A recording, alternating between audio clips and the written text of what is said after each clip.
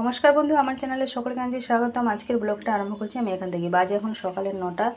এদিকে বাজার থেকে চলে এসেছি। বাজারে গেছিলাম, নিয়ে এসেছিলাম নিয়ে এসেছি কাটা মাছ। মা দিকে মাছটা ধুচ্ছে। আর একটুখানি নিয়ে এসেছি মাছের ডিম। সোনু খেতে খুবই ভালোবাসে মাছের ডিমটাই। যে আম একটা ছিল কীভাবে পেকে গেছে দেখুন। তো ঢেঁড়স কিছুটা ছিল, 2-4টে মতন ঢেঁড়স ছিল, যাই হোক টক একটা হয়ে যাবে। তো মাছের ডিমটা আম কাঁচা আম ঢেঁড়স দিয়ে টক করব। কাটা মাছটা আলু দিয়ে ঝোল হবে। এদিকে যে আলু তরকারি করেছি মুড়ি খাওয়ার জন্য। আমি একটুখানি মুড়ি খাবো, মুড়িটা খেয়ে তারপরে রান্না কাজে বসবো। খিদে পেয়ে গেছে আমার। সকালবেলায় আজকে ব্রাশ করে বিস্কুট খেতেই আমি ভুলে গেছি। পুজো করেছি, চান করে পুজো করে সোজা চলে গেছি বাজারে। ওদিকে বাজারটা হয়ে গেছে, শুনু ফোন করলো, আবার ওকে নিয়ে এলাম বাড়িতে। ভুলেও গেছি, বিস্কুট খাওয়ার কথা মনেও নেই। বাজারে গিয়ে মনে পড়েছে একটু জল খাবো, যে সেটাও আমার খেয়াল নেই। তো চলুন প্রথমে খেয়ে তারপরে রান্না করবো। আগে মুড়ি তরকারিটা খেয়ে নিই। এ বাবা, গরম তরকারি ঢেলে দিয়েছি, একটুখানি হয়ে গেছে মুড়ি। যে প্রাণীটি মুড়ি খেতে ভালোবাসেনি তার নাম হচ্ছে সোনু, ঠিক আছে? ওকে পৃথিবীতে মনে হয় যেন সব থেকে কুখাদ্য হচ্ছে মুড়ি। মুড়ি খেতে ওকে একদমই ভালো লাগে না। যদি খিদে পেয়েছে, আমি যদি বলি মুড়ি খা, বলবে মুড়ি খাবো, আমি মুড়ি খাবো না। মুড়ি কে খায়? আমি মুড়ি খাবো না। আজকে আমি যেই মুড়ি আলু তরকারি খাবো বলে মাখিয়েছি, আমাকে বলছে তাহলে আমাকেও দাও, আমিও মুড়ি আলু তরকারি খাবো। আবার শুকনো শুকনো, ঝোল দিয়ে মাখালে হবে না, শুধু আলু দিয়ে মাখাতে হবে। চলে এলাম রান্নাঘরে, এবার রান্নাবান্নার দিকে এগিয়ে যাবো। চলুন তাহলে একটুখানি বসে গল্প করে কাটিয়ে দিলাম সময়গুলো। এবার চলে এসেছি রান্নাঘরে, এবার রান্নাগুলো করবো। এদিকে এই যে মাছ ভাজাগুলো তো হয়ে গেছে। মাছগুলোকে একটুখানি কড়া করে বেশ ভেজেছি। এদিকে সব কিছু মশলাটা কষিয়ে নিয়ে সামান্য একটুখানি জল দিয়ে দিই, যাতে মশলা গন্ধটা উড়ে যাবে, সেই কারণে অন্যদিকে বসেছি মাছের টক। আমটা ঢেঁড়সটা ভেজে নিচ্ছি। এই বাপটা ফোড়নে দিয়েছি শুকনো লঙ্কা আর পাঁচফোড়ন। তখন থেকে আমারই অবস্থা খারাপ। ডিমটাকে ভেজে এভাবে ছোটো ছোটো করে নিয়েছি।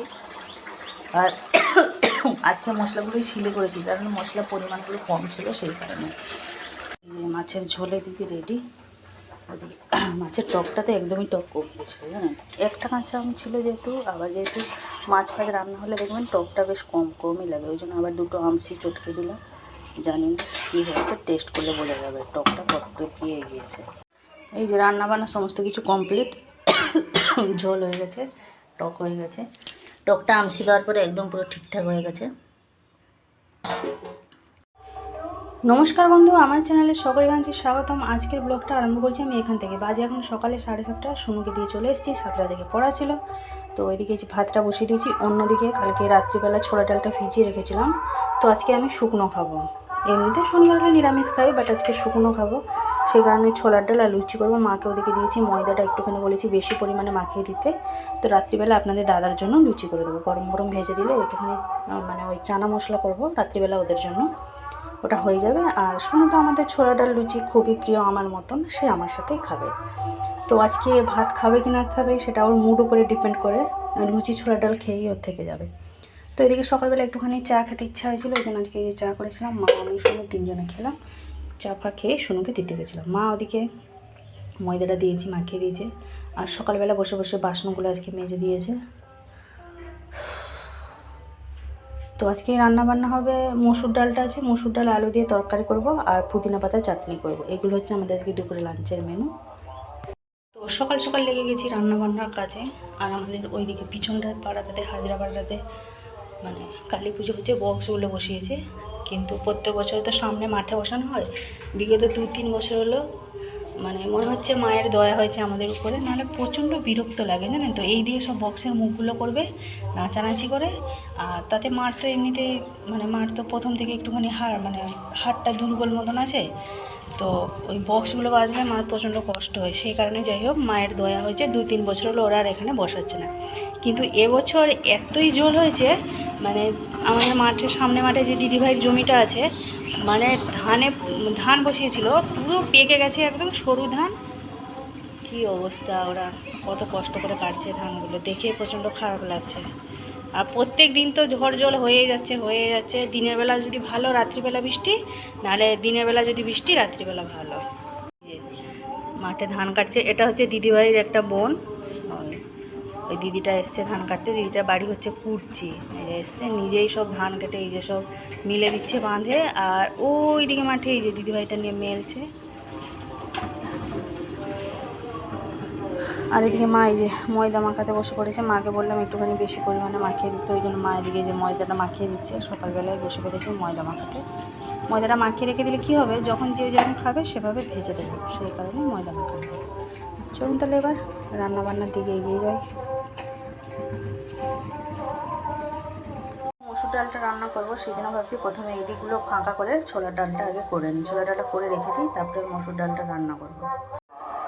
ছোলার ডালটা তো হয়ে গেছে, নিচে নামিয়ে রেখে নিই ওই কোনাতে, আর ওটা হচ্ছে ময়দা মাখানো আছে। এদিকে এই যে মসুর ডাল আলুর তরকারিটা হচ্ছে, অন্যদিকে এই যে পুদিনা পাতার চাটনিটা হয়ে গেছে, এবার ঢেলে নেবো। বেজে গেছে 10টা। এই যে মা এদিকে কাপড় চোপড়গুলো সব ভাঁজ করছে চান করে এসে, আর যে নিয়ে এসেছি লুচি আর ছোলার ডাল, গরম গরম একদম লুচি। শুনু এদিকে আরম্ভ করে দিয়েছে খাওয়া দাওয়া। কেমন হয়েছে? হ্যাঁ,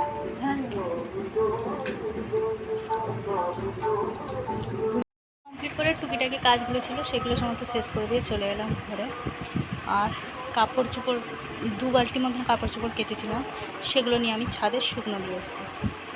যা রোদ দিয়েছে আজকে আর নিচে দিইনি, ছাদে দিয়ে দিলে কী হবে, একটু তাড়াতাড়ি হয়ে যাবে। আর যেহেতু সামনেটা মানে ওই দিকটা কালী পুজো, লোকজন আসবে, ঘরের সামনে এটা কেমন দিলে সে আমার ঠিক পছন্দ লাগে না। এখন ওই ছাদে ওঠানো আমার এতেই দিয়ে দিই সামনেটা, ওই জন্য আজকে আর দিনই, লোকজন এসছে সবার বাড়িতে, ওই জন্য আজকে দিনে আজকে গিয়ে ছাদেই দিয়ে চলে এসেছি। আজকে আবার নাচের ক্লাসে 4:30 থেকে চানা নিয়ে এসেছিলাম, চানাটা ভিজিয়ে রেখে দিয়েছি। কিছুক্ষণ আগে আপনাদের দাদা ফোন করলো, ও আজকে আসবে না, কাজ আছে, আজকে আসবে না, কালকে সকালে আসবে। চানা ভিজিয়ে দিয়েছি, করে দেবো চানা। ময়দাটাও অনেকটা মাখানো হয়ে গেছে, কিছু করার নেই, যে যেমন খাবে সেরকম করা হবে। তো শুনু গেছে চান করতে, শুনু চলে গেছে চান করতে, পুরো হাঁপিয়ে গেছে একদম, প্রচণ্ড পরিমাণে রোদ বেরিয়েছে। বেশ কদিন হলো বৃষ্টি, কদিন মানে সারা দিনই লেগে রেখেছে বলুননি, আজকাল এই হচ্ছে, হয় সকালে নয় রাত্রে, এই এক ঝামেলা। রান্নাবান্না তো কমপ্লিট, মাজামুজি সব কিছু কমপ্লিট, এখন একটুখানি রেস্ট পাবো।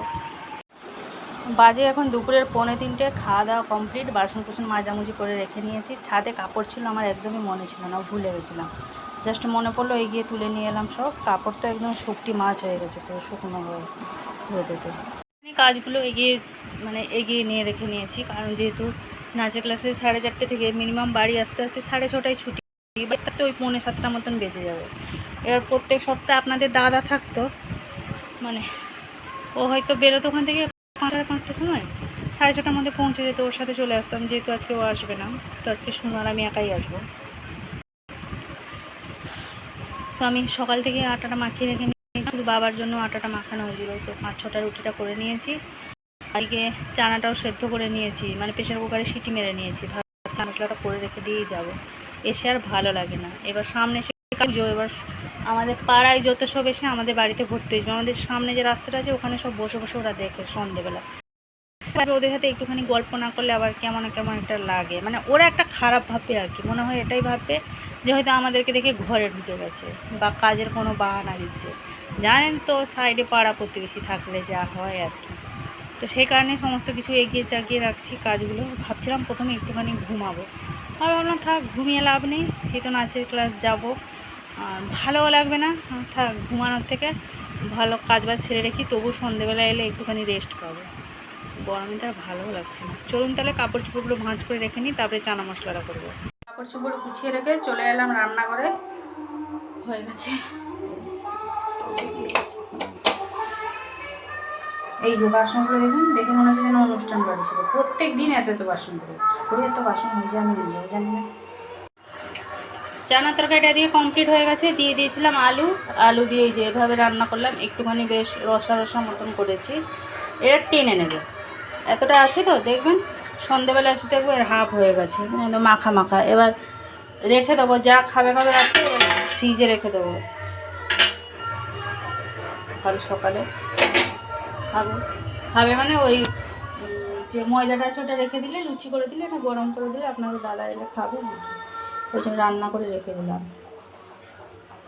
আজকে এলো না গেলো, আজকে এলে তো সব মানে তাজা খাবার পেতো, কালকে সব বাসিগুলো খাওয়া। সেরকম কিছু না, এমনিতেই রান্না করতে হতো, ওই জন্য করে দিলাম যে থাক ফ্রিজে রেখে সকালবেলা গরম করে নিলে। আর এতগুলো যেহেতু ময়দা, ওটা কি নষ্ট হয়ে যাবে নাকি, ওই জন্য কন্টেনারে ভরে রেখে দেবো। তাহলে সকালবেলা তরকারি, এই চানা তরকারি গরম করে দিলে টিফিনটা হয়ে যাবে। বাজে 7টা 5, আমরা প্রায় 15-20 মিনিট হলো এলাম, এসেই যে বসে পড়েছি পাখার হাওয়াতে। তো আজকে ভিডিওটা বেশি বড় করছি না, আজকে আমার ব্লগটা এই পর্যন্তই। আবার দেখা হচ্ছে আপনাদের সাথে আগামীকাল।